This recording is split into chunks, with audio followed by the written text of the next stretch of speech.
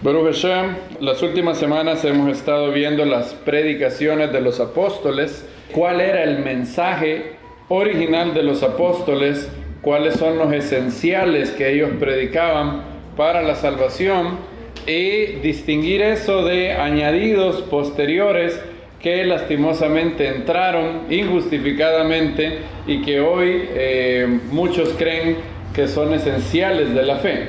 Hemos visto cómo en realidad los esenciales de la fe que encontramos en numerosos lugares en Hechos se pueden resumir en 9 cosas. 1. Dios existe, es todopoderoso y tiene un plan para la humanidad. 2. El Dios de Israel es el único Dios supremo y creador de todas las cosas, quien dirige su creación y ha hablado por medio de los profetas en las escrituras hebreas. 3. Yeshua es el Mesías. Esa es la proclamación de los apóstoles una y otra vez. ¿Qué es lo que tú tienes que creer que Yeshua es para ser salvo? El Mesías, el Hijo de Dios, el hombre que fue ungido, separado, generado y engendrado sobrenaturalmente en Miriam, que vivió una vida sin pecado y murió por ti, y resucitó entre los muertos, lo cual es el 4.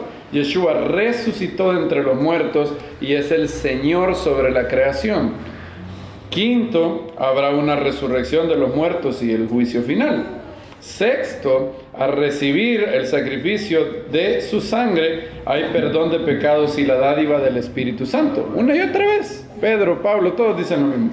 7. Dios requiere a todo hombre que se arrepienta de sus pecados. ¿Se recuerdan? Una y otra vez. Para dar a Israel arrepentimiento y perdón de pecados. Hechos 5. Hechos 2. Arrepentíos y convertíos. Pablo en el Areópago. Y ha dado testimonio a todos los hombres por medio del varón que resucitó entre los muertos, que Dios, habiendo pasado los tiempos de esta ignorancia, ahora manda a todos los hombres en todo lugar que se arrepientan, lo cual significa abandonar los malos caminos, dolerse, avergonzarse del pecado y tener la resolución de no repetirlo, cambiar de mentalidad, ver las cosas como Dios las ve. 8. Incluido en que Yeshua es el Señor, está el anhelo de vivir en santidad, sin la cual nadie verá a Dios. 9. Yeshua es el juez de vivos y muertos, un día vendrá nuevamente para establecer el reino de Dios en la tierra. Esas 9 cosas son las que vemos repetidamente en todo el libro de los Hechos. Las otras cosas que vinieron 300, 400, 500, 800 años después, no son bíblicas, no están en la Biblia y no son esenciales para salvación. Y nos habíamos quedado en la visita de Pablo en Corinto, ¿verdad? Una ciudad especial, un poco curiosa, a la que Pablo escribió por lo menos 3 o 4 cartas. Tenemos 2 de ellas, bueno, según algunos eruditos, nuestra segunda de Corintios es en realidad la tercera y cuarta de Corintios. Y bueno, no voy a entrar en esa discusión, aunque es muy interesante, pero al Eterno le plació preservar esas 2 cartas que nos conservan muchas de las cosas que Pablo enseñó a la congregación en Corinto. ¿Se acuerdan que la congregación en Corinto estaba a la par de la sinagoga, verdad? Y 2 de los líderes de la sinagoga, los principales de la sinagoga, primero Crispo y luego Sóstenes, se volvieron creyentes en Yeshua. Bueno, vamos a ir a Hechos capítulo 18. ¿Por qué voy a leer otra vez si ya pasamos el tiempo de Pablo en Corinto? Porque quiero solamente considerar otro testigo más, Apolos, y cuando él va también a Corinto. Vean lo que dice el verso 18, dice: Pablo, habiendo permanecido muchos días, luego de despedirse de los hermanos, navegó hacia Siria. ¿Se acuerdan? Antioquía de Siria era el centro de operaciones de Pablo, ¿verdad? La segunda ciudad más importante después de Jerusalén, junto con Priscila y Aquila, después de raparse la cabeza en Cencreas porque tenía hecho un voto. Lucas dice esto y no se detiene en explicar. Lucas asume que todos los discípulos tienen suficiente conocimiento de la Torá, de la ley judía, para saber qué voto es este. ¿Qué voto es este? Un voto de nazareo, de nazir, donde una persona, su voto es dejarse crecer el pelo por una razón específica, abstenerse de vino, de uva. Está escrito en Números capítulo 6, y luego al final del voto, que puede ser 30 días, 6 meses, se rapa la cabeza. Es como un símbolo de qué representa el pelo en ese momento. El pelo representa tiempo dedicado a Dios, ¿verdad? Al haber crecido el pelo sobre la cabeza, eso representa. Cuando llegaron a Éfeso, se separó de ellos. Entrando en la sinagoga, discutía con los judíos. ¿Y ellos? ¿Quiénes ellos? ¿Los judíos o Aquila y Priscila? No se sabe, ¿verdad? Sigamos leyendo. Que se quedara por más tiempo, pero no consintió. Y se despidió de ellos, diciéndoles: regresaré a vosotros si Dios quiere. Y zarpó de Éfeso. O sea, Pablo llega a Éfeso, predica un tiempo y luego se va. Después de bajar a Cesarea, subió a saludar a la congregación. ¿A cuál congregación? A la congregación madre en Jerusalén. Subió, habla de Jerusalén. Subió a Jerusalén, donde estaba la congregación madre. Y luego dice, vean el 23, pasado algún tiempo partió y atravesó la región de Galacia y Frigia, de lugar en lugar fortaleciendo a todos los discípulos. O sea, Pablo volvió a Antioquía de Siria, la ciudad más importante del movimiento. Noten que Pablo fue a las 2 ciudades más importantes del movimiento. Subió a la congregación en Jerusalén, donde estaban todos los discípulos judíos, bajo el liderazgo de Jacobo, el hermano del Señor, y luego a Antioquía. Y luego hizo su tercer viaje, y ahora va a Galacia y Frigia, la región de Antioquía, de Pisidia, Listra, Derbe, Iconio, aquellas congregaciones que él había visitado en Hechos 13 y Hechos 14. Dice, y hubo de lugar en lugar, ¿qué dice que pasó? Fortaleciendo a todos los discípulos. De aquí se extrae la importancia de tener visitas en las congregaciones, ¿vieron? Porque fortalece a los discípulos. Cada persona tiene un don distinto al de otro creyente. Por eso dice Yeshua, vuestra luz. Así alumbre vuestra luz. Hay una luz, un don de Dios, una gracia especial en cada una de las personas que son creyentes. Y por eso nosotros hemos sido enriquecidos con la visita del hermano Kenner y su esposa. Hace un año estuvieron aquí en Hanukkah con nosotros. Fue una gran bendición, ¿verdad? ¿Se recuerdan? Ellos empezaron a predicar el consejo de Dios para los matrimonios. Muy bonito. No sé cuánto duró esa prédica, pero nadie quería que terminara. ¿Se acuerdan? Fue una gran bendición. También hemos tenido al hermano Marcos Espaciano, lo tuvimos en el año 2018, y con la ayuda del Eterno lo tendremos otra vez, algún día de estos, donde el Eterno lo quiera. También tuvimos a los hermanos de Ketoret aquí varias veces, y ha sido una gran bendición. Cada persona, cada creyente espiritual enriquece, fortalece. Por eso dice aquí, fortaleciendo a los discípulos. Ahora, a Éfeso, a la ciudad más importante de la provincia romana de Asia Menor, Éfeso era una ciudad muy importante. ¿Corinto era importante? Claro que era importante, pero, por todo su comercio. En el punto de vista idolátrico, Corinto tenía el templo de Afrodita, y por eso había toda la serie de corrupción y fornicación que había en Corinto, como lo vimos la vez pasada. Pero Éfeso era la ciudad principal de una provincia romana de Asia Menor. Éfeso era la tercera ciudad más poblada del Imperio Romano. Roma y Alejandría eran las únicas 2 ciudades más pobladas que Éfeso. Éfeso era el tercer lugar. ¿Cuántas personas vivían en Éfeso? 200,000 personas. Usted dice, uy, qué poquito. Eso vive quizás en San Salvador. Bueno, recuerden que la tierra no estaba tan llena en esos tiempos, ¿verdad? Las ciudades, 200,000 personas, era un mar de gente en el mundo antiguo. Tampoco la tierra está del todo llena como nos quieren hacer creer. Si usted viaja por Si usted viaja por avión en Estados Unidos y en México y en otros lugares, usted va a ver acres y acres y acres de tierra sola. La tierra no está llena, en realidad. ¿Sabe qué sí está lleno? La India y China. Ahí sí está lleno. Yo estaba viendo un mapa increíble. Habían subrayado, la tierra tiene 8 billones de habitantes, pero 8 billones en inglés, o sea, 1.000 millones, no 1 millón de millones, porque la palabra billón no significa lo mismo en español que en inglés. ¿Qué es un billón en español? 1 millón de millones, ¿verdad? Pero en inglés es 1.000 millones, o sea, es menos. Así que hay 8.000 millones de personas en el mundo. Solo en la India hay 2 billones. Y solo en China hay 2 billones. Se han puesto a pensar que solo esos 2 países tienen la mitad de la población del mundo. Entonces, todo lo demás de la Tierra no está tan poblado. Bueno, ¿cómo cabe esa gente? Increíble, ¿verdad? Bueno, y Éfeso era 200.000 personas. Y miren lo que pasó. Llegó a Éfeso un judío de Alejandría que se llamaba Apolos. Tenemos el verso 24. Llegó entonces a Éfeso cierto judío de nombre Apolos, alejandrino de origen, varón elocuente y poderoso en las Escrituras. Noten que la Biblia dice que era varón elocuente. No se pierdan ese detalle.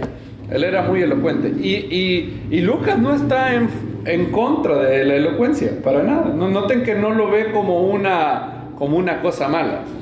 Este había sido instruido en el camino del Señor y como era ferviente de espíritu, muy bonitas características, era elocuente, poderoso en las Escrituras, ferviente de espíritu. O sea, cuando hablaba había fuego en este hombre, no era drupi hablando.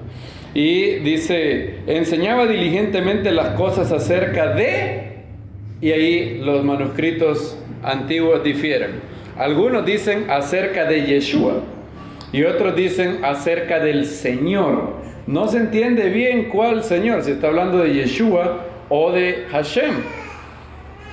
Probablemente sea Hashem, porque miren lo que dice después, aunque solo conocía el bautismo de Juan. Entonces pareciera que Apolo solo se había quedado hasta la revelación de Juan el Bautista. Es decir, el tiempo se ha cumplido, el Mesías va a hacer su aparición pronto, arrepienta, todo Israel tiene que arrepentirse, porque si nos arrepentimos, el Mesías va a ser revelado. Ese era el mensaje probablemente de Apolos, y con las Escrituras probaba de que el tiempo había llegado para que el Mesías viniera, y era muy poderoso en las Escrituras, pero no tenía todo claro. ¿Y qué pasó? Y comenzó a hablar osadamente en la sinagoga, o de pronto tenía algún conocimiento del maestro, de Yeshua, pero no era completo. Miren lo que dice. Pero al oírlo Priscila y Aquila lo tomaron aparte y le explicaron el camino más exactamente. Miren qué bonito esto. O sea, este hombre era elocuente, poderoso en las Escrituras, ferviente de espíritu, pero aún así Apolos era una persona muy humilde, enseñable. Es más, miren que no es nada machista el hombre. El hombre se deja enseñar de una hermana. ¿Vieron? Que se menciona Priscila y Aquila. Bueno, ¿y qué tiene que ver eso? Esta pareja es una pareja muy especial. Son amigos de Pablo, ¿verdad? Aquila y Priscila. Y se acuerdan que tienen el mismo oficio de Pablo, ¿verdad? Venden tiendas y todo. Muy bien. Se menciona varias veces en la Biblia esta pareja. ¿Saben que en la mayoría de ocasiones se menciona Priscila y Aquila? Algunas veces se menciona Aquila y Priscila. Por ejemplo, ¿se acuerdan? En el verso 18.2 dice, nombre Aquila, nativo del Ponto, llegado recientemente de Italia, y su mujer Priscila. Pero en la mayoría de veces Pablo dice Priscila y Aquila. Algunos comentaristas piensan que es porque Priscila era más prominente que su esposo, o por lo menos era más conocedora que su esposo. Era una teóloga todavía más profunda que su esposo. Y ella viene, agarra a Apolo aparte y le explica bien. Qué bonito, esto es muy bonito. Y todos tenemos que tener ese espíritu. Yo he sido muy edificado de pláticas con Aura María. Es una mujer que yo podría escucharla hablar de la Biblia y yo me siento a escucharla y he aprendido mucho de ella. Y una pregunta de ella fue la que lanzó una investigación de más de 60 horas en el rol de la mujer y el hombre en el cuerpo del Mesías, también lo que la Biblia dice de otras cosas. Y en el cuerpo del Mesías hay lugar para todos. Miren Priscila y Aquila el privilegio que tuvieron. Y bueno, cuando ya le entiende bien, luego los hermanos, hay unos hermanos de Corinto que están en Éfeso y le invitan allá, le dicen: Apolos, ¿por qué no vienes? Miren lo que dice el verso 27. Quiso él pasar a Acaya. Acaya, ¿dónde es Acaya? ¿Se recuerdan? Corinto es una ciudad en Acaya. O sea que en la ciudad donde Apolos iba a ir era a Corinto, de donde Pablo viene ahorita. Y los hermanos lo animaron y escribieron a los discípulos para que lo recibieran. O sea, en Éfeso les escriben a los de Corinto. Muy probablemente Pablo también lo aconsejó: reciban a este hombre. Y así, después de llegar, contribuyó mucho a los que habían creído por medio de la gracia. ¿Se acuerdan cuando Pablo dice: yo planté, Apolos regó? Porque Apolos llegó después de Pablo. Miren qué bonito cuando entendemos toda la sinergia que hay entre Hechos y las cartas. Y dice: porque vehementemente refutaba a los judíos en público, demostrando por medio de las escrituras que Yeshua es el Mesías. ¡Wow! Muy bien. ¿Será que Sóstenes se convirtió a la predicación de Apolos? No lo sabemos, probablemente. Quizás Crispo se convirtió a la predicación de Pablo, Sóstenes a la predicación de Apolos. Y Pablo dice: yo planté, Apolos regó. Ahora los corintios empezaron a tener su ranking y dijeron: wow, Apolos sí es elocuente. ¿Se acuerdan? Los corintios decían de Pablo: Pablo sí, pero a mí me llega más Apolos. ¿Se acuerdan que Pablo corrige eso? Unos de ustedes dicen: yo soy de Apolos. Vean conmigo 1 Corintios capítulo 1. Porque había gente que habían hecho sus grupitos. 1 Corintios 1, 11. Cuando lo tengan me dicen amén. Amén. Porque he sido informado acerca de vosotros, hermanos míos, por los de Cloe. Alguien dice: los echó de cabeza Pablo. Los de Cloe, que hay contienda entre vosotros. Y quiero decir esto, que cada uno de vosotros dice: yo ciertamente soy de Apolo, yo soy de Pablo, yo de Apolos, yo de Pedro, yo del Mesías. Estaba el otro que se creía más espiritual que todos. No, yo no sigo a ninguno, solo al Mesías. Siempre, mi líder es Yeshua, nos dijeron una vez. Claro, obviamente, pero no en el sentido que lo decía esa persona. ¿Ha sido dividido el Mesías? ¿Acaso fue crucificado Pablo por vosotros? ¿Fuisteis bautizados en nombre de Pablo? Doy gracias que a ninguno de vosotros bauticé, sino a Crispo y a Gallo, para que nadie diga que en mi nombre fuisteis bautizados. También bauticé a la familia de Estéfanas. Por lo demás, no sé si bauticé a algún otro, porque no me envió el Mesías a bautizar, sino a predicar la buena nueva, no con sabiduría de palabras, para que no se haga vana la cruz del Mesías. Y luego Pablo dice, vean 1 Corintios 3, 6, bueno, desde el 5, alguien que lo lea por favor del 5 al 7. ¿Qué pues es Apolo? ¿Y qué es Pablo? Servidores por medio de los cuales creísteis, y eso según dio el Señor a cada uno. Yo planté, Apolo regó, pero el crecimiento lo da Dios. Así que ni el que planta es algo, ni el que riega, sino Dios que da el crecimiento. Y algunos empezaban a comparar a Pablo y a Apolos. Entonces estaban los del grupo de Pablo: no, pero Pablo es un verdadero apóstol, Apolos no es apóstol. Pablo recibió la comisión de Yeshua, Pablo es un rabino, Pablo estuvo con Gamaliel. Y los de Apolos decían: sí, pero Apolos, cuando uno lo oye hablar, ese hombre, no, qué bonito habla. Yo no entiendo qué dice, pero habla bien bonito. Cuando ese hombre habla y dice unas palabras sempiterno, ay, qué lindo eso, decían, porque Apolo era elocuente. Y noten que Lucas no dice que eso sea malo. La elocuencia o la facilidad de palabras puestas bajo el servicio de Dios es algo bueno. La mente no es algo malo. Dios creó la mente, el intelecto, y puestas y energizadas por el Espíritu de Dios es bueno. Y miren, volvamos a Hechos 18. Ahora, ¿cuál fue el mensaje que Aquila y Priscila y Pablo le dijeron a Apolos que predicara? Otra vez lo mismo, ¿verdad? Le dijeron, ve y predica que tenemos un Dios en 3 partes. No. ¿Cuál era el mensaje? Porque 18:28. Porque vehementemente refutaba a los judíos en público, demostrando por medio de las escrituras que Yeshua es el Mesías. Otra vez. Ya esto es repetitivo en el libro de Hechos, ¿verdad? Si ustedes van contando cuántas veces se nos dice en Hechos que el mensaje era Yeshua es el Mesías, Yeshua es el Señor puesto por Dios sobre toda la creación, ese es el esencial de la fe. Pablo luego llega a Éfeso. Había prometido llegar si era la voluntad del Eterno y volvió. Miren lo que dice el verso 19:1. ¿Lo tenemos? Mientras Apolos estaba en Corinto, aconteció que Pablo, después de recorrer las regiones superiores, fue a Éfeso y halló a ciertos discípulos. Y les dijo, ¿recibisteis el Espíritu Santo cuando creísteis? Esta es la cosa que hace que alguien sea hermano o no hermano. ¿Vieron? Esto es todo lo que le importa a Pablo. En realidad no le interesa si fueron bautizados. Recuerden, el bautismo es un símbolo del nuevo nacimiento. El bautismo es un símbolo de algo invisible. Es como un anillo de casados. El anillo es el símbolo del amor, pero no es el amor, ¿verdad?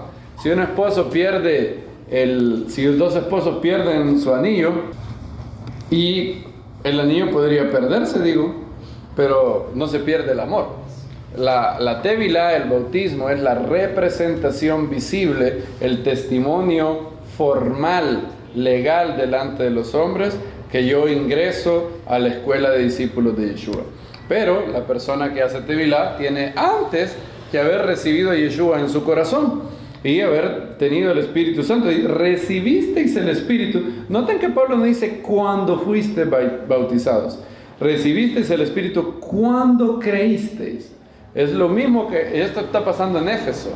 Pablo sintió la necesidad de remarcar eso en la carta a los Efesios. La carta a los Efesios dice, en el cual fuimos sellados con el Espíritu Santo, que son las arras de la redención adquirida. Y ellos le dijeron, ni siquiera hemos oído que haya Espíritu Santo. Estos no eran creyentes, de verdad. Y Pablo dice, ¿en qué fuiste pues bautizados? Y ellos le dicen, en el bautismo de Juan. Digo Pablo, esto es tan igual que Apolos. Se han quedado con la mitad del mensaje. Y Pablo les explica con mucho amor. Entonces Pablo dijo, Juan bautizó el pueblo con bautismo de arrepentimiento, diciendo a los que acudían en él que creyeran en Yeshua. Al oírlo, fueron bautizados en el nombre del Señor Yeshua. Bien, cuando Pablo les impuso las manos, noten que esa era la progresión de los discípulos, ¿verdad? Creer, ser bautizados, y luego los líderes de la comunidad ponían sus manos sobre los nuevos, las personas que se acababan de bautizar o hacer tevilá. Y hablaron en lenguas y profetizaron. Aquí ellos. En otras ocasiones no pasaba esto, en esta ocasión sí. Entonces, entrando en la sinagoga de Éfeso, habló durante 3 meses con todo denuedo, discutiendo y persuadiendo acerca del reino de Dios. Pero como algunos se endurecían y desobedecían, hablando mal del camino delante de la multitud, Pablo se apartó de ellos y separó a los discípulos, discutiendo cada día en la escuela de uno llamado Tirano. Uy, qué feo se llamaba este hombre. No le voy a poner así nunca a un niño. ¿Cómo se llama el niño? Tirano. Imagínense el pobre chiquito, Tirano. Pero bueno, este Tirano tenía Pablo formó una academia. De hecho, la palabra en griego escole, que habla de un salón grande, funcionó como una academia de Pablo. Y esto sucedió por 2 años, de manera que todos los que habitaban en Asia, obviamente esta es una exageración, no es que todo el mundo, sino una gran cantidad de personas, tanto judíos como griegos, oyeron la palabra del Señor en Éfeso. Y luego dice el verso 11, y Dios hacía milagros no comunes por las manos de Pablo. Bueno, esto era necesario en Éfeso. En Éfeso sí se necesitaban de milagros extraordinarios para creer. ¿Por qué? Bueno, porque Éfeso era especialista en magia y en las artes de hechicería y artes oscuras. La ciudad estaba completamente consagrada a una diosa, la diosa Artemisa de Grecia, también llamada Diana. Y la mitología griega asociaba a Éfeso con la diosa Diana. De hecho, en Éfeso había un templo a Artemisa inmenso. La gente que lo veía quedaba impactada por el templo de Artemisa en Éfeso. Oigan lo que dice, por ejemplo, Plinio el Viejo, un historiador. Él dice, el monumento más maravilloso de la magnificencia griega y que merece nuestra genuina admiración es el templo de Diana en Éfeso, cuya construcción llevó 120 años, una obra en la que participó toda Asia, dice él en su libro Historia Natural 36-21. También Antípater de Sidón, oigan lo que dice este hombre, él habla de las 7 maravillas del mundo antiguo, y él dice que el templo de Éfeso era lo más grande que él había visto. Dice él, yo he visto la muralla de la Alta Babilonia, todavía estaba la muralla de Babilonia, sobre la que hay un camino para carros, la estatua de Zeus junto al Alfeo, los jardines colgantes, el coloso del sol, la enorme obra de las altas pirámides, la vasta tumba del mausoleo. Pero cuando vi la casa de Artemisa, que se eleva hasta las nubes, esas otras maravillas perdieron su brillo. Y dije, he aquí, aparte del Olimpo, el sol nunca vio nada tan grandioso. Y así se expresaba la gente del templo de Artemisa, de Diana. Y la ciudad tenía una fama por hechicería y magia tremenda, increíble. Abundaba la hechicería. Para que tengan una idea, habían manuales de magia, manuales de hechicería en el mundo antiguo. ¿Saben cómo se llamaban? Se llamaban Ephesia Gramata, las cartas efesias. Así se llamaban. O sea que, imagínense qué potencia o qué popularidad debe haber tenido la práctica de la hechicería para que el manual de magia se llamara Ephesia Gramata. Antes de que Pablo escribiera la carta a los efesios, existían las cartas efesias, que eran suerte de libros con conjuros. Y debido a que habían conjuros y todo, habían endemoniados en la ciudad. La ciudad tenía una reputación de ser espiritista y de toda cosa. Por eso Pablo a los efesios, se recuerdan, les dice, no tenemos lucha contra ¿qué? Carne ni sangre, sino los efesios sabían eso perfectamente. Los efesios sabían perfectamente lo que Pablo dice, principados, potestades, legiones de maldad en las regiones celestes.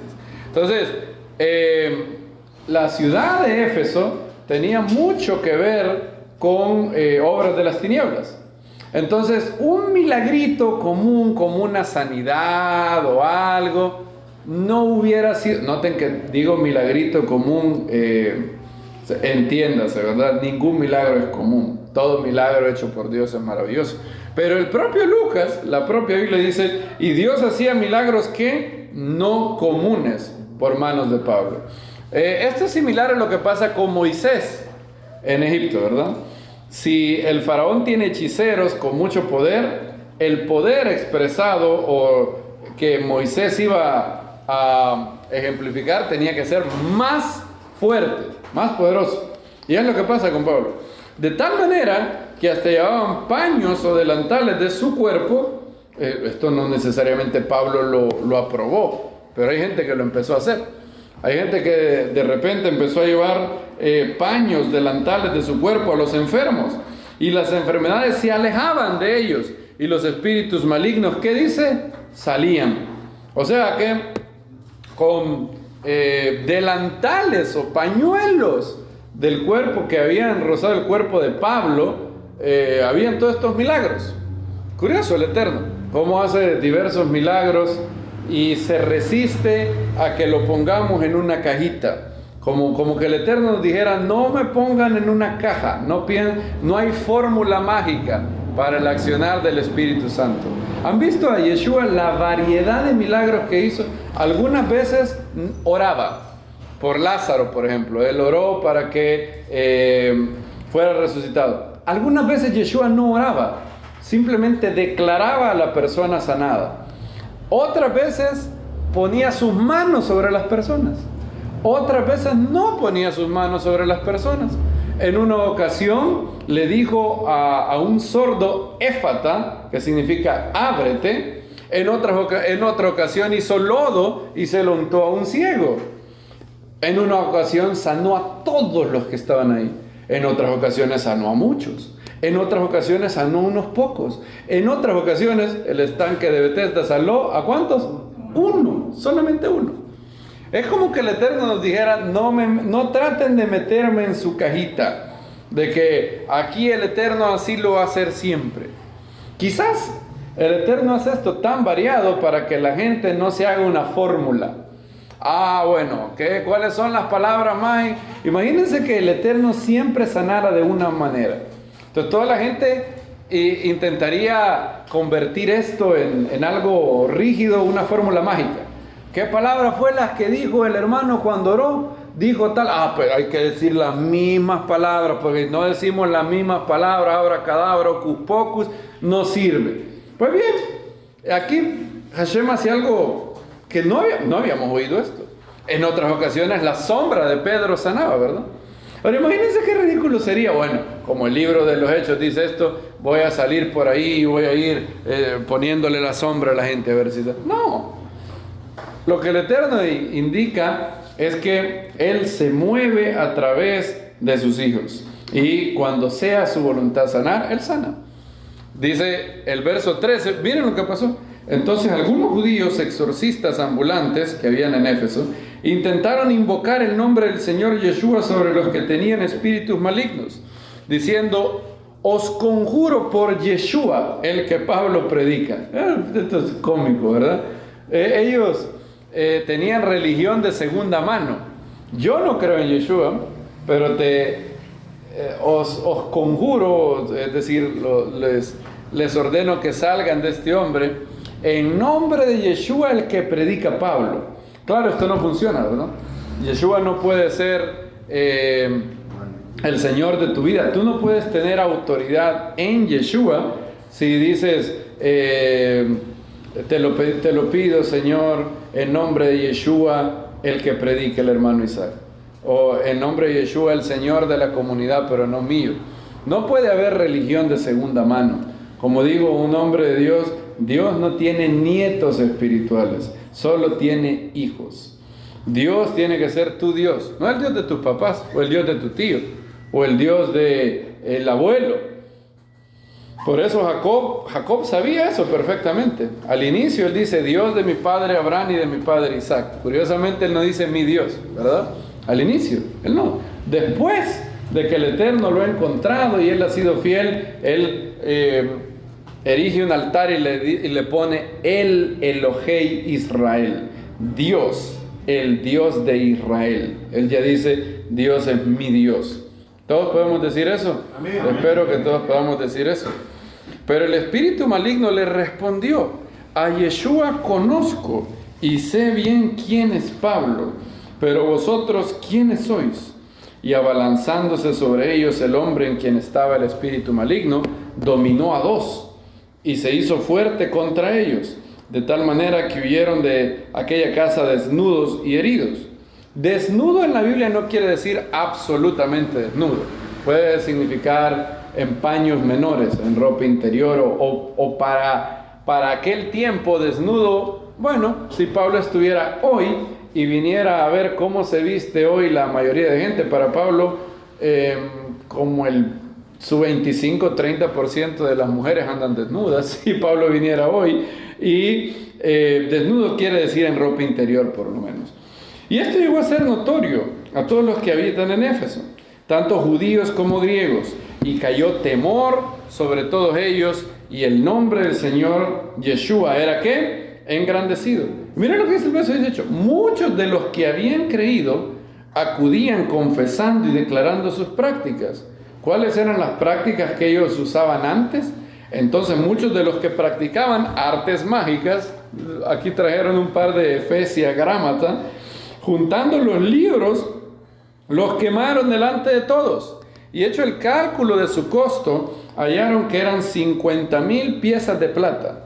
50,000 piezas de plata. Daniel Lancaster calcula el costo de esto.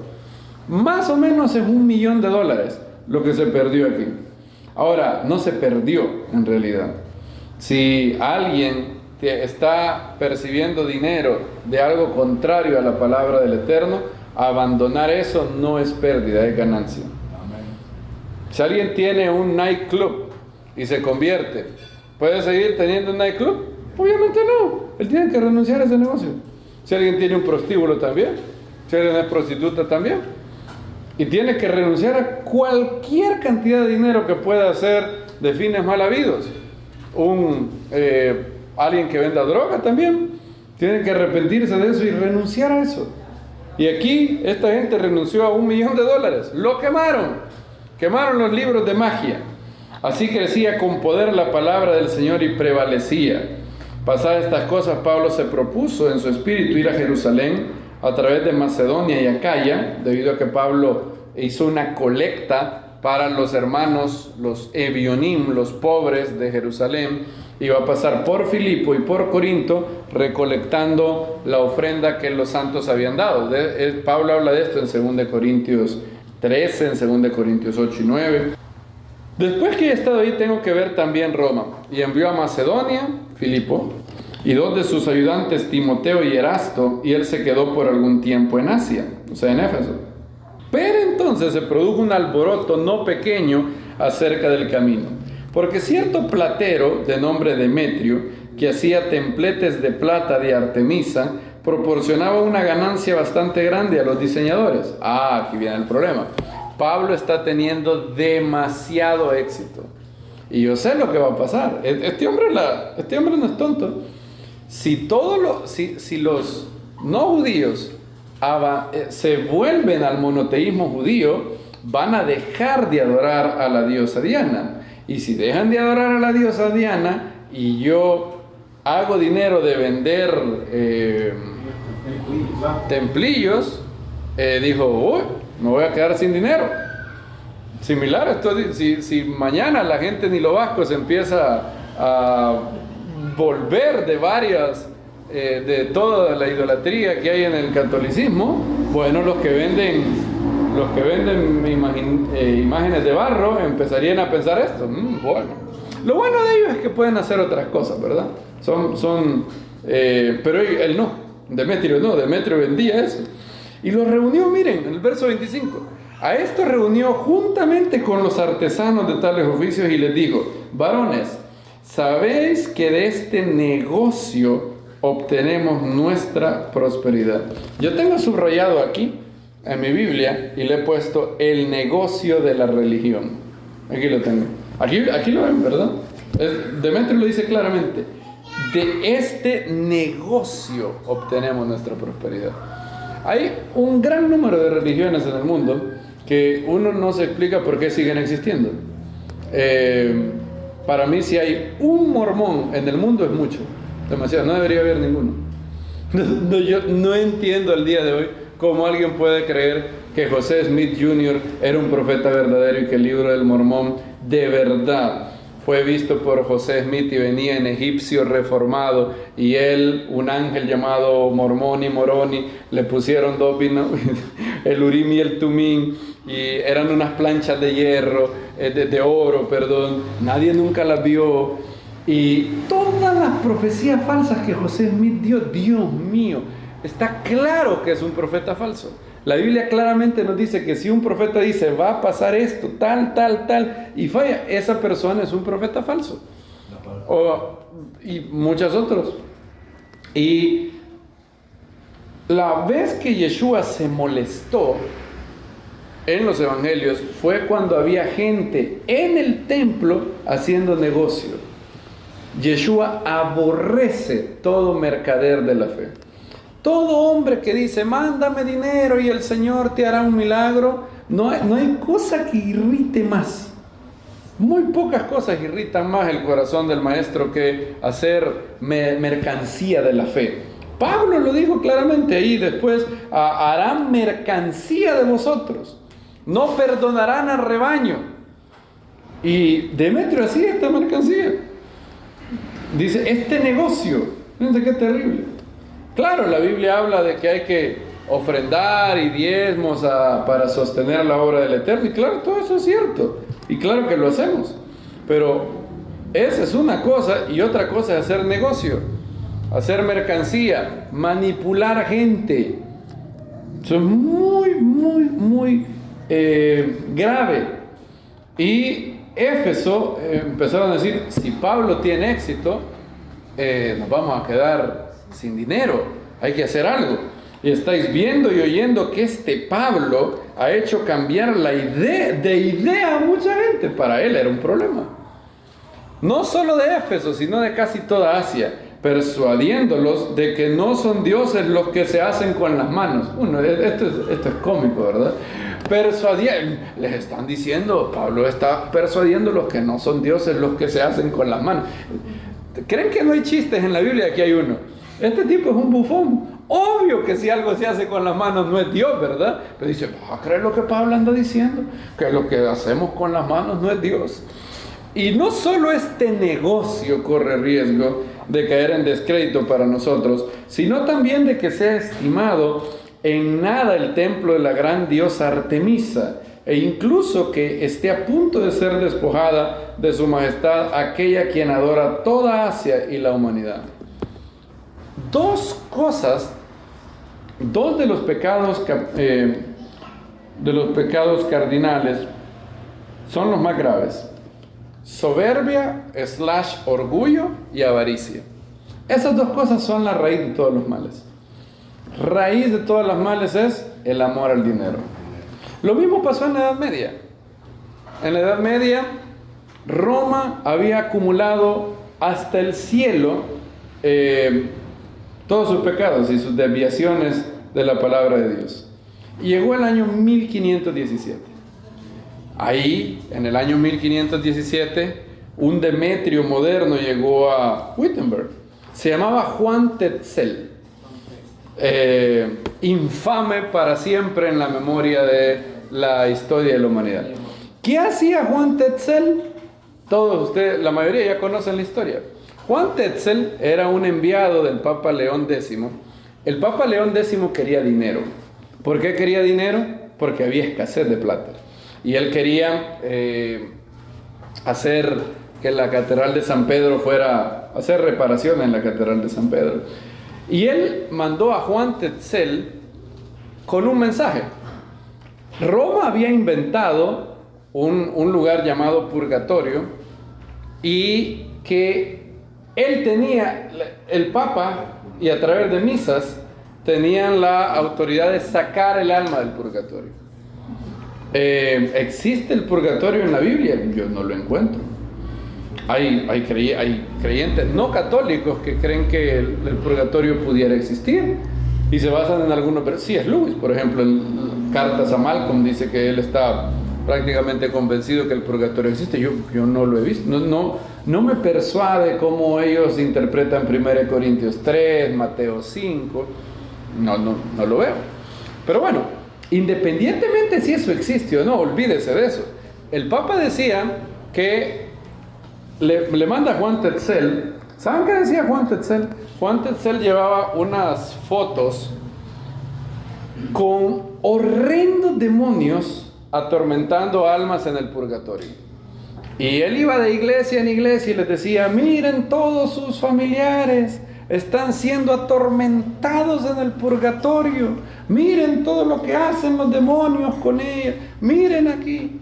Pero su santidad, León X, les ha querido, en su gracia, le ha placido darnos una indulgencia. ¿Qué es indulgencia en la teología católica? Indulgencia es que por una cantidad de dinero tú podías comprar perdón o mérito, como le dicen ellos. Y oigan lo que decía Juan Tetzel: el Papa hoy da una indulgencia especial. Y él acuñó la frase, en alemán se dice de una manera, pero en español más o menos es: cuando la moneda cae, el alma sale. Esto era lo que decía este sinvergüenza. Cuando la moneda cae, el alma sale. Entonces decía: ¿cómo van a ser ustedes tan crueles para dejar que sigan siendo atormentados en el purgatorio? Den dinero y el Papa saca a la gente del purgatorio.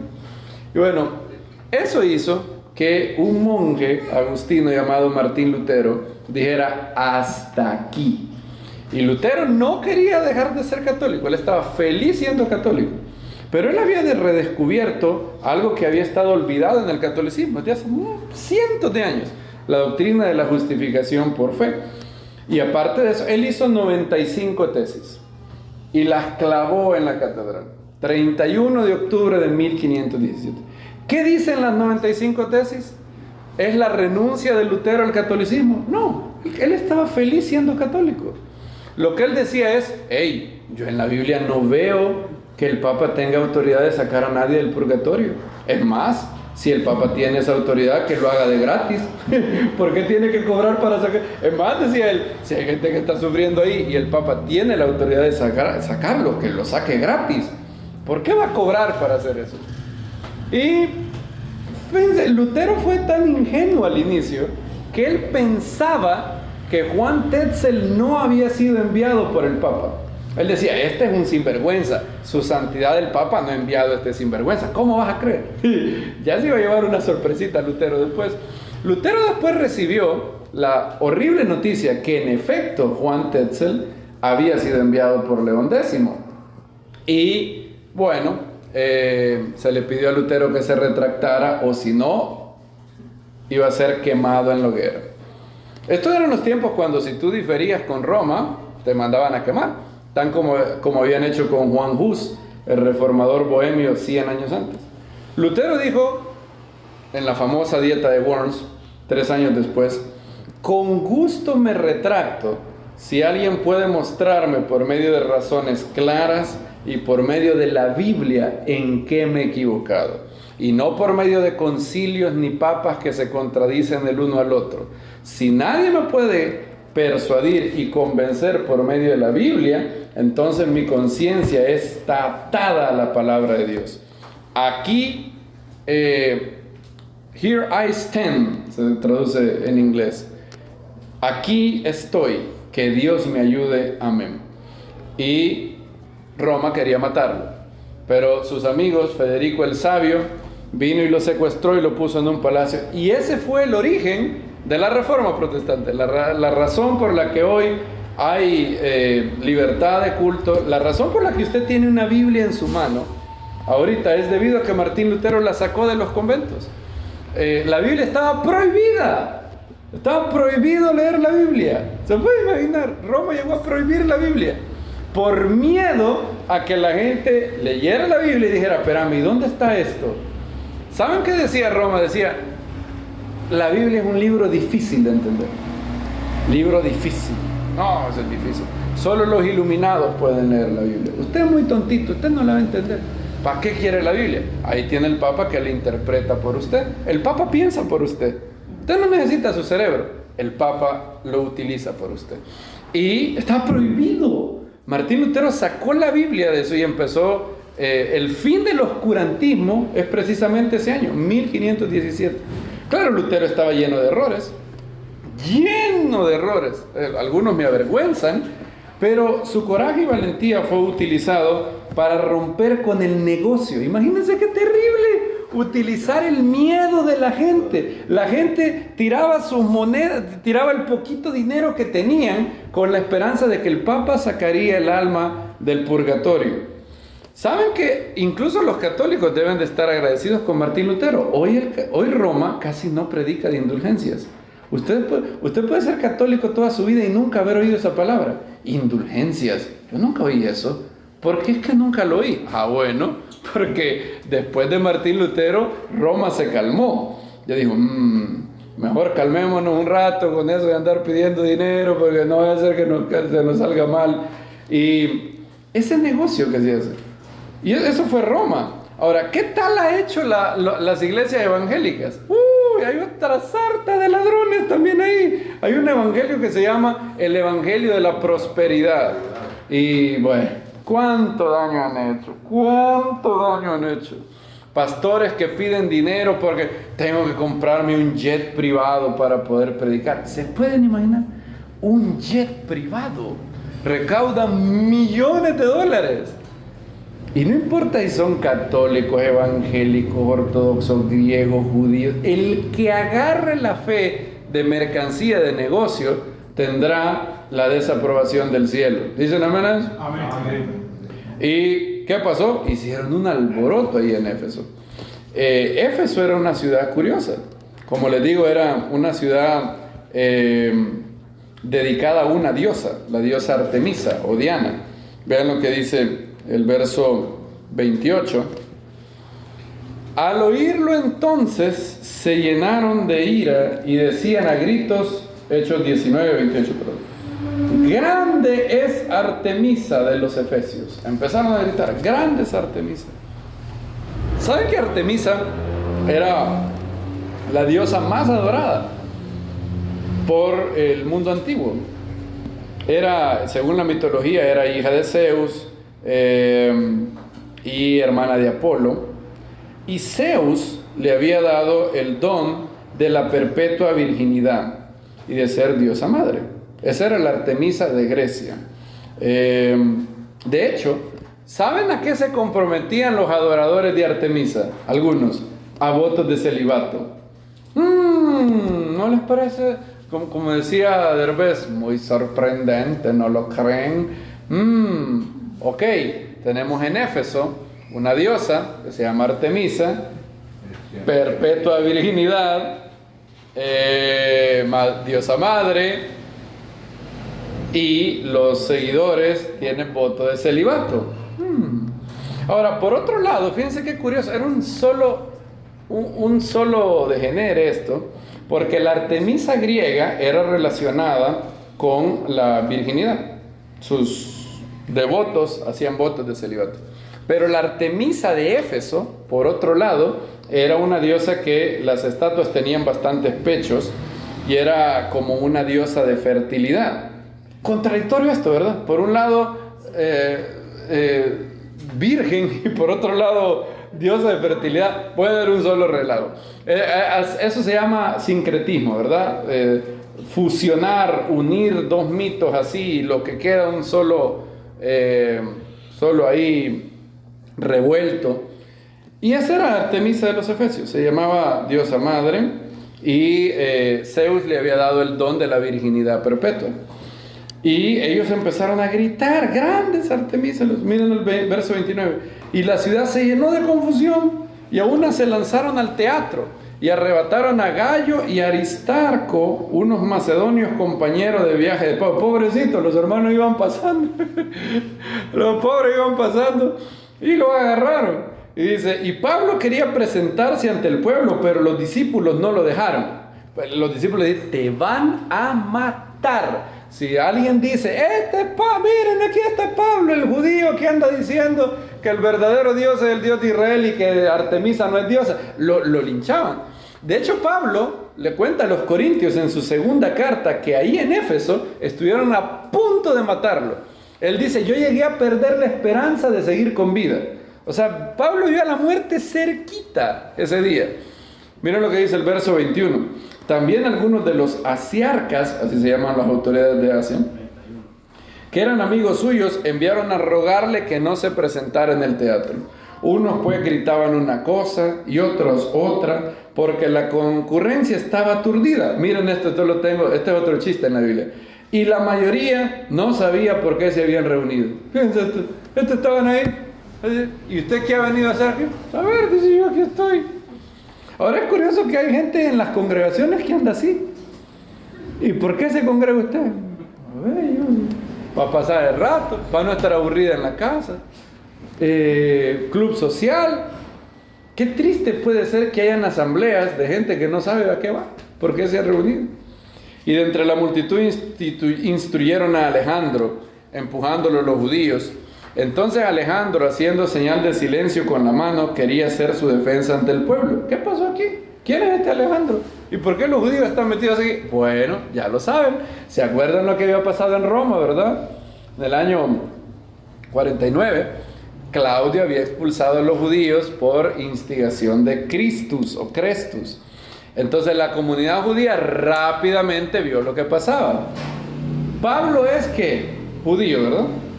Pablo es un judío que les ha enseñado a los no judíos que la diosa Artemisa no es una diosa verdadera. Bien, ¿qué va a pasar cuando los efesios se llenen de ira? ¿Con quién se van a desquitar? ¿Van a hacer la diferencia entre Pablo y la comunidad judía? No. ¿Qué van a decir? Los judíos. Entonces nos va a ir mal a nosotros por este Pablo. Entonces Alejandro era el designado de la comunidad judía, no creyente en Yeshua, y él quería decir, queridos efesios, nosotros la comunidad judía tenemos una política de no meternos con los dioses de otras naciones, así que nosotros no tenemos nada que ver con este Pablo. Ahí si le van a hacer algo, háganselo a él, pero nosotros no. Pero miren lo que pasó, verso 34, a reconocer que era judío, todos a una voz estuvieron gritando durante 2 horas, grandes Artemisa de los efesios. Ni nosotros podemos adorar 2 horas. Si hay gente que se cansa a los 20 minutos. Y estos locos decían, grande Diana de los efesios. 2 horas gritaron estos locos. Entonces el escribano, para calmar a la gente, dijo, varones efesios, ¿hay acaso alguna persona que no sepa que la ciudad de Éfeso es la guardiana del templo de gran Artemisa y de lo caído del cielo? ¿Qué es eso de lo caído del cielo? En Éfeso había un meteorito y había gente que llegaba a adorar el meteorito porque decían que era muestra de la buena voluntad de Diana. Era un meteorito, de hecho. No era infrecuente que la gente adorara meteoritos en el mundo antiguo, esas piedras que habían caído del cielo, ¿verdad? Y por tanto, como esto es indiscutible, tenéis que calmaros y no hacer nada precipitadamente, pues habéis traído estos hombres que no saquean templos ni blasfeman de nuestra diosa. Así que si Demetrio y los diseñadores que están con él tienen querella contra alguien, los tribunales están abiertos y hay procónsules. Presenten demanda unos con otros y si solicitáis algo más, en legítima eclesia será decidido, en legítima asamblea será decidido. Porque por lo de hoy hasta corremos el peligro de ser acusados de sedición. Exacto, esto es exactamente lo que había pasado en Roma. César, cuando vio todo ese revuelo, dijo, no, expulsan a todos los judíos de Roma. Y este era el miedo. Si esto sigue, si este tumulto sigue, nos vamos a meter en problemas con Roma, ya que no existe causa por la que podamos dar razón de este alboroto. Y dicho esto, disolvió la reunión. Wow, Pablo aquí estuvo a punto de morir.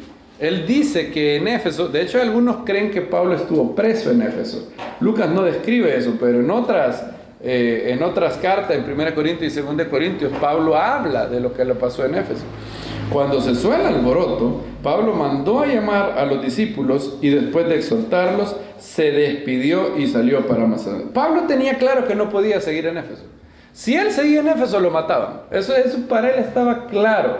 Por eso se fue. Y luego de recorrer aquellas regiones, y exhortarlos con extensas conversaciones llegó a Grecia. Este verso me consuela a mí cuando me tardo 1 hora, 1 hora y media, 2 horas predicando. Bueno, Pablo también dio extensas conversaciones, digo, llegó a Grecia. Pablo los consoló, dice, los exhortó. Luego llegó y pasó en Filipos Pésac. Vean el verso 6, lo que dice, ya estaba Lucas ahí con él. ¿Alguien puede leer 26? Y nosotros, pasados los días de los panes sin levadura, navegamos de Filipos y en 5 días nos reunimos con ellos en Troas, donde nos quedamos 7 días. Esto es obvio de que los discípulos guardaban Pésac, ¿verdad? De lo contrario, ¿por qué Lucas iba a mencionarlo? De hecho, es completamente innecesario.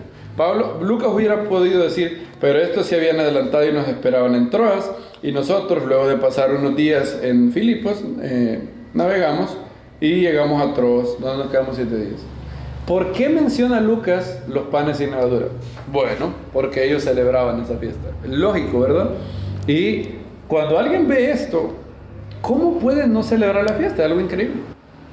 ¿Por qué no se celebran? Porque han recibido un sistema de interpretación que les ha enseñado a ignorar estos versículos. Así, no, eso era para los judíos, eso era para los judíos. Olvidándose que en Filipo la mayoría de los creyentes no eran judíos. Lidia, el carcelero de Filipo y todos los otros. Y Éfeso fue un lugar donde Pablo por poco lo matan, por hablar en contra de la diosa perpetua virgen y que tenía adoradores con celibato. Ahora, Éfeso iba a ser muy importante para desviar al cuerpo del Mesías de las raíces judías de la Biblia. Muy importante. Mucha gente de los paganos venían acostumbradas a adorar diosas. Eso está claro aquí, ¿verdad? Imagínense esta gente estaba tan apegado al concepto de una diosa que estaban dispuestos a gritar 2 horas. Entonces, ¿qué pasó? En el primer siglo, después de la revuelta judía contra Roma, la mayoría de creyentes rápidamente se apartó de las raíces judías de la fe. ¿Por qué razón? Los creyentes judíos tuvieron que huir a Pela, había persecución por guardar fiestas judías. En Antioquía de Siria, de hecho, había una ley que prohibía con pena de muerte celebrar el Shabbat. Entonces todos los creyentes no judíos empezaron a decir, mejor me separo un poco de esta cosa judía y me voy para allá. Y al fin y al cabo, decían ellos, ¿estamos obligados nosotros a guardar eso? No, ¿verdad? Pablo dice que no estamos obligados. Entonces, si no estamos obligados, ¿para qué correr riesgo? Y fue un paso a la vez, un paso a la vez. Luego, 100 años después, Justino Mártir empieza a interpretar la Biblia a la luz del neoplatonismo. El neoplatonismo, fíjense qué curioso, Plotino, un filósofo, decía que había un Dios supremo. Y ese Dios era inefable, estaba más allá de cualquier cosa.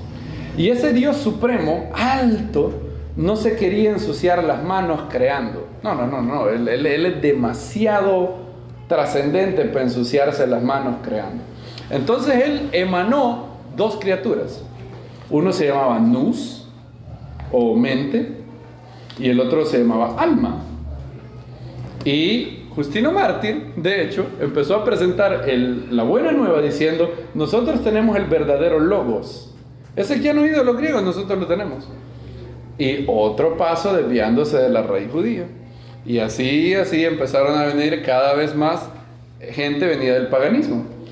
Pero en Éfeso había algo curioso. La gente tenía aquello de Diana, Artemisa.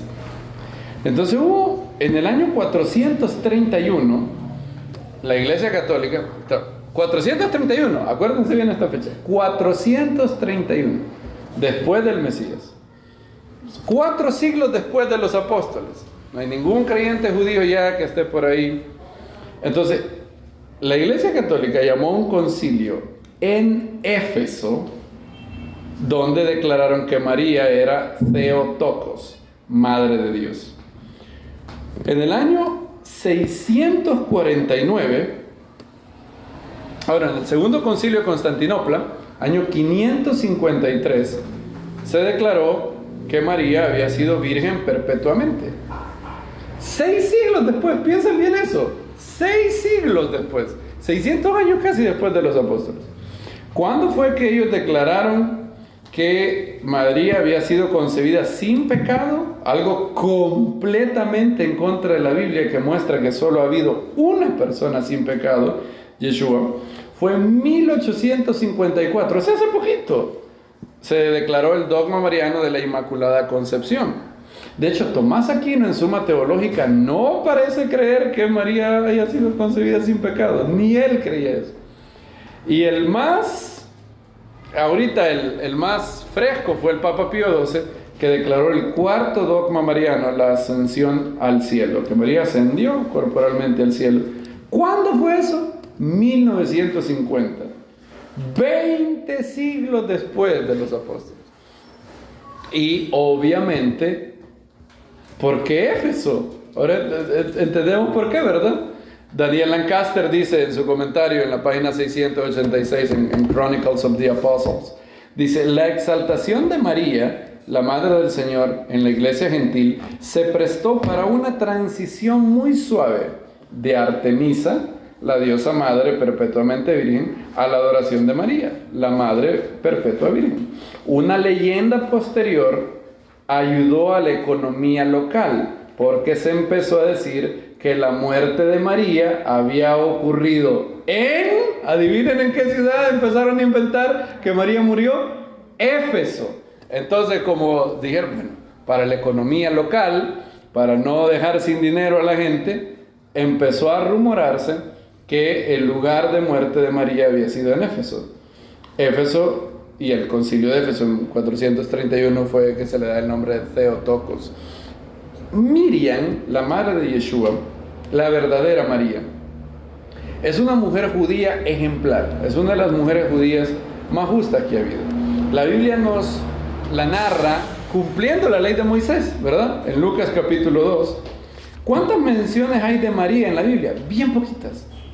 Yo me acuerdo que yo me asombré de eso. Habían bien poquitas menciones de María. ¿Y saben qué? Las poquitas menciones de María en la Biblia la muestran como una mujer judía completamente guardando la ley de Moisés, sabiendo que necesita un Salvador, sabiendo que no tiene ningún privilegio especial por nada. Lucas capítulo 2, verso 21. ¿Alguien que lo lea del 21 al 24? Cuando se cumplieron 8 días para circuncidarlo, entonces fue llamado su nombre Yeshua, el cual le puso el ángel antes de que ella quedara encinta. Cuando se cumplieron los días de la purificación de ella, según la Torá de Moshe, lo subieron a Jerusalén para presentarlo al Señor, como está escrito en la Torá del Adón: todo varón que abre matriz será llamado santo al Señor. Y para llevar un sacrificio conforme a lo dicho en la ley del Señor, un par de tórtolas o 2 palominos. O sea, María cumple la circuncisión del niño y cumple todo lo que dice la ley de Moisés.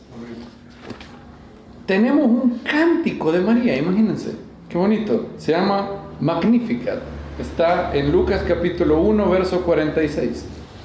Estas son palabras de María. Palabras de María.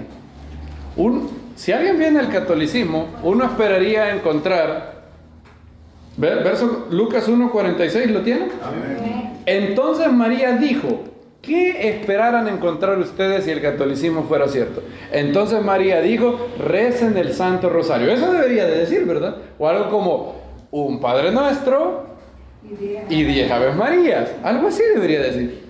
Eso suena como la María posterior, la María católica. O la María bíblica, ¿qué dice? Fíjense lo que dice: mi alma engrandece al Señor, mi espíritu se regocija en Dios, mi Salvador, porque miró la bajeza de su siervo. Pues he aquí, desde ahora me llamarán bienaventurada todas las generaciones. Amén, claro que sí, yo me uno a eso. bienaventurada María, bendita entre todas las mujeres, porque me ha hecho grandes cosas el poderoso, santo es su nombre. Su misericordia es de generación en generación para los que le temen. Hizo proezas con su brazo, esparció a los soberbios en la intención de su corazón, quitó de los tronos a los poderosos y exaltó a los humildes. A los hambrientos colmó de bienes y envió vacíos a los que se enriquecen. Acudió en ayuda del Vaticano, su siervo, para recordar su misericordia con el obispo de Roma y sus cardenales para siempre. ¿Dice eso la Biblia? No, ¿verdad? ¿Qué es lo que dice María? Acudió en ayuda de Israel, su siervo. María es una mujer judía y para ella Israel es el pueblo de Dios, para recordar su misericordia. ¿Cuánto va a durar la misericordia de Dios para con Israel, según María, con Abraham y su descendencia para siempre, conforme habló a nuestros padres? Y Miriam, o María, permaneció con ella como 3 meses y regresó a casa. Si un católico me preguntase, ¿qué tienen ustedes contra María?, yo le diría nada. Es más, la admiro. Yo la admiro mucho. Es una mujer justa, santa, guardó la Torá de Moisés como buena mujer judía, fue a presentar el sacrificio por todo varón que abre matriz. Ahora ustedes preguntarán, espérenme, si abrió matriz, ¿cómo es eso? Yo he oído eso, hermano, que el dogma de la perpetua virginidad dice que María fue virgen antes del parto, estamos de acuerdo todos, después del parto y durante el parto. Espérenme. Pero aquí la Biblia dice claramente que María ofreció el sacrificio para todo varón que abre matriz, ¿verdad? Eso está más claro, no se puede. ¿Cómo puede ser María virgen durante el parto? Yo le cuento. Hay un evangelio gnóstico, esto le da vergüenza a ellos. Hay un excelente apologeta que se llama Gavin Ortlund, y él escribió sobre esto. Y les da vergüenza a los apologetas católicos, casi que quieren que nos olvidemos de esto, pero no me olvido de eso. Hay un protoevangelio que se llama Protoevangelio de Jacobo. Es un documento gnóstico, o sea, es un documento totalmente herético por ellos mismos. Ellos dicen que es un documento herético. Y ese documento dice que María estaba embarazada, imagínense su pancita así y todo, ¿verdad? Y cuando Yeshua iba a nacer, el cuerpo del niño Yeshua se teletransportó. No estoy, de verdad, léanlo. Si ustedes piensan que yo estoy diciendo, léanlo. Protoevangelio de Jacobo. El protoevangelio de Jacobo dice que cuando Yeshua iba a salir, se teletransportó y salió ya en las manos de la partera. Y eso es lo que cree Roma. Ahora, ¿qué dice la Biblia? Dice eso en la Biblia. Es más, si semejante milagro hubiera pasado, ¿ustedes no creen que los evangelios lo reportaran? Si yo soy Mateo, yo soy Lucas, yo lo digo. Y entonces el niño se teletransportó. Algo así hubiera dicho, ¿verdad? Algo así. Entonces, ¿qué tenemos contra María? Nada. Admiración. El ángel le dijo, bendita entre todas las mujeres. Claro que es bendecida entre todas las mujeres. ¿Qué mujer no le gustaría tener el privilegio de ser la madre del Mesías? Obvio que es la mujer más bendecida de la historia. Es una mujer judía, estaba sometida a los apóstoles. Solo hay una vez que se vuelve a mencionar a María en el libro de los Hechos. Una tan sola vez. ¿Y qué está haciendo María? ¿A qué no adivinan? Guardando la ley de Moisés. Otra vez, Hechos capítulo 1:12. Entonces regresaron a Jerusalén del monte llamado de los Olivos, el cual está cerca de Jerusalén, camino de un Shabbat. Ojo a esto. ¿Qué significa eso, camino de un Shabbat? El pueblo judío, esto no aplica a todo el mundo, pero el pueblo judío tiene en las regulaciones del Shabbat, un judío no puede caminar en Shabbat más de cierta cantidad de kilómetros. Del monte de los Olivos a Jerusalén está exactamente el camino de un Shabbat. ¿Quiénes eran los que guardaban esto? Bueno, miren para abajo. Y tan pronto entraron, subieron al aposento alto, donde estaban alojados Pedro, Juan, Jacobo, Andrés, Felipe, Tomás, Bartolomé, Mateo, Jacobo de Alfeo, Simón el celote, Judas el hermano de Jacobo. Todos estaban unánimes, dedicados constantemente a la oración, con las mujeres y Miriam, la madre de Yeshua, y sus hermanos. En aquellos días, levantándose Pedro en medio de los hermanos, dijo: hermanos, ¿por qué no rezamos el Santo Rosario? Bueno, no dice así, ¿verdad? Nada. Eso es todo. Miriam estaba ahí con ellos, sujeta a los apóstoles, y no se vuelve a mencionar más en la Biblia. No volvemos a oír de María. ¿Por qué? Bueno, ella siguió siendo una mujer judía, justa, hasta su muerte. Y está entre las justas. Yo no tengo nada en contra de María. Nada. Es más, yo no entiendo. A mí me han dicho que hay algunos evangélicos que odian a María. Y yo digo, ¿por qué habrían de odiarla? ¿Qué tiene de malo María? ¿Qué tiene de malo la María de la Biblia? Claro, no la María falsa del catolicismo. ¿Por qué yo no oro a María? Bueno, porque no hay un solo verso en la Biblia que me diga orar a María. ¿Qué le pediría yo a un católico para... Si un católico me preguntara, ¿por qué no reza el Santo Rosario? Yo le pediría una sola cosa. Yo no quiero muchos, yo no soy exigente. Un verso de la Biblia donde o Yeshua o los apóstoles hayan dicho: queridos hermanos, pidan a mi madre que interceda por ustedes. Uno, nada más. No 2, no 3, no 4, no 10. Uno.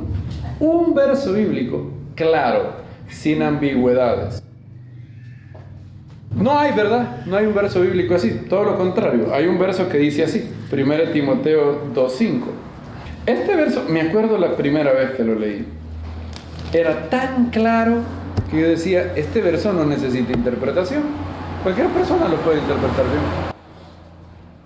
1 Timoteo 2:5. 1 Timoteo 2:5.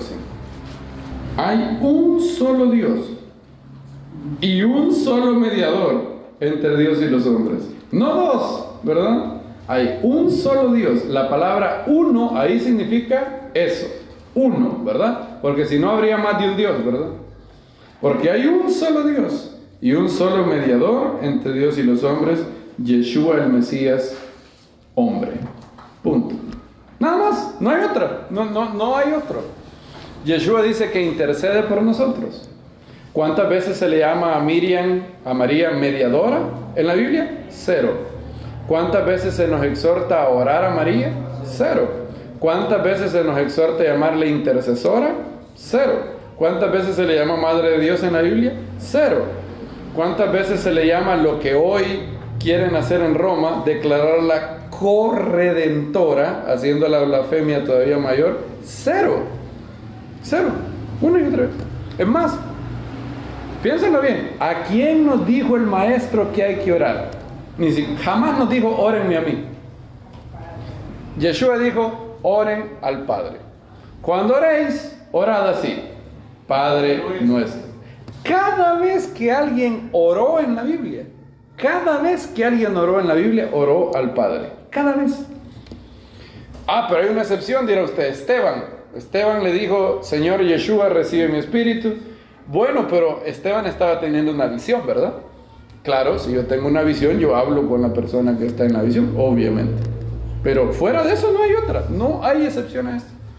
Todas las personas, Yeshua nos dijo, si hubiera en la Biblia, yo siento que no soy muy exigente. Si hubiera en la Biblia, en serio, yo se lo digo de todo corazón. Si en la Biblia hubiera un verso de la Biblia que dijera: y por tanto, hermanos, orad a María para que interceda por nosotros, yo lo haría sin problemas, sin lío, yo lo hago. Pues no lo hay. Es más, hay un verso que dice: hay un solo Dios. ¿Y cuántos mediadores entre Dios y los hombres? Uno, Yeshua el Mesías. Y Yeshua me ama lo suficiente como para quedarme bien. María no me ama más que Dios. Dios me ama más que María. María no me ama más que Yeshua. Yeshua murió por mí y se entregó por mis pecados. Amén. Entonces, ahora, esto está claro en la Biblia, ¿verdad? La gente empezó a leer la Biblia y dijo, bueno, ¿de dónde es que nos sacamos todo esto?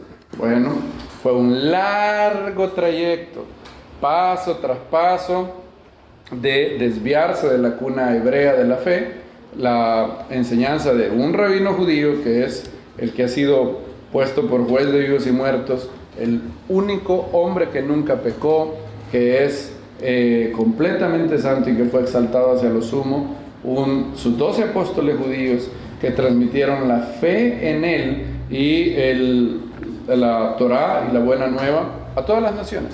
Y de eso, paulatinamente, por sucesos históricos que pasaron, el cuerpo del Mesías se desvió. ¿Por qué cuesta tanto restaurarlo? Bueno, implicaría pérdida económica. Supongan que hoy, el Papa Francisco dijera: hey, nos equivocamos. ¿Saben qué? En realidad no hay que orar a María.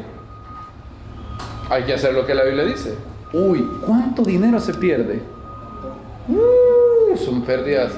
Demetrio diría: no, este negocio se nos va a perder.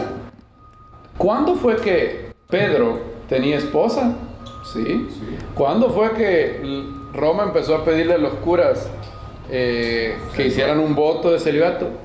Cientos de años después. Cientos de años. Miles de años después. ¿Qué dice la Biblia? Que necesita tener un hombre. Bueno, no necesita, pero bueno, es lo ideal. 1 Timoteo, ahí, estamos en 1 Timoteo 2.